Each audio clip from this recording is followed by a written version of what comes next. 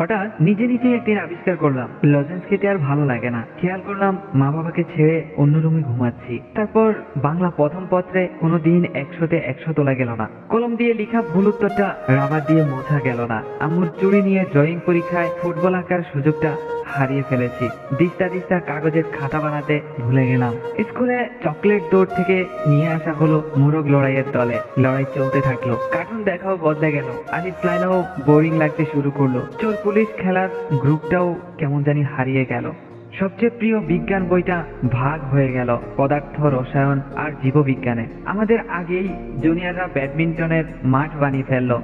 ঝড়ে আম পড়া কমে গেল নাকি আম কুড়ানোর ইচ্ছেটাই হারিয়ে গেল সেটা বোঝার সময় হলো না।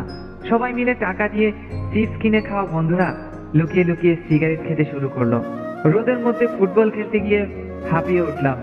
দোকানে গিয়ে মুস্তফা খেলার বদলে গেম জোনে গিয়ে সিএস খেলা শিখতে লাগলাম। প্রেমে পড়ার ইচ্ছে হলো, বড় হতে ইচ্ছে হলো, ক্লাস পালাতে ইচ্ছে হলো, রাত জাগতে ইচ্ছে হলো, যেভাবে বড়রা রাত জাগে। সেই যে শুরু হলো, আর থামা গেল না।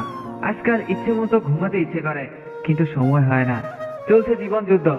হয়তো বড় হয়ে গেছি মনের অজান্তেই।